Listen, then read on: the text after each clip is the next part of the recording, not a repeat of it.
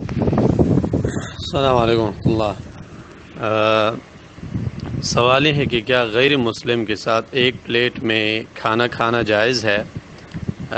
امام ابن عثیمین اور شیخ عبداللہ الحنبلی انہوں نے اس سوال کا جواب دیا ہے۔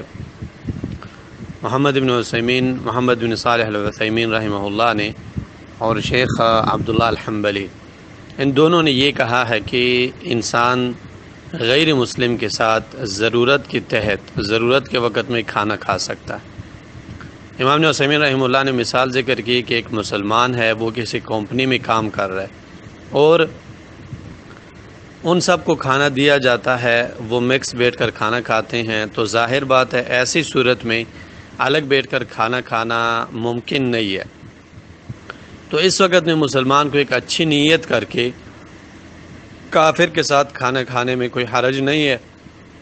اچھی نیت مقصد یہ ہے کہ آپ اس کے ساتھ کھانا کھائیں، اپنا تعلق بڑھائیں اور اسے دین کی طرف بلائیں۔ ممکن ہے کہ اس کی وجہ سے آپ کی ان کے ساتھ محبت ایک خاص وجہ کے ساتھ کہ آپ اسے اسلام کی طرف بلا رہے ہیں بڑھ جائے، اور آپ اسے اسلام کی دعوت دیں تو وہ آپ کے ساتھ آپ کے دعوت پر لبیک کہہ کر اسلام میں داخل ہو جائے۔ اور اگر ایک انسان کہتا ہے کہ میں دعوت نہیں دے سکتا، میرے پاس علم نہیں ہے، اس کے لیے پھر یہ میسج ہے کہ انسان اگر خود دعوت نہیں دے سکتا، کسی کا اگر آپ کے ساتھ لگاؤ ہے، وہ آپ کے ساتھ جا تو سکتا ہے کہیں اور، تو آپ اسے لے کر جا سکتے ہیں، کسی اور سے تو دعوت دلوا سکتے ہیں۔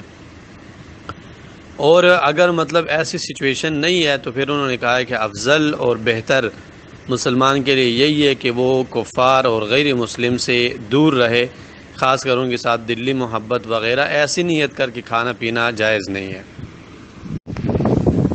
السلام علیکم ورحمۃ اللہ۔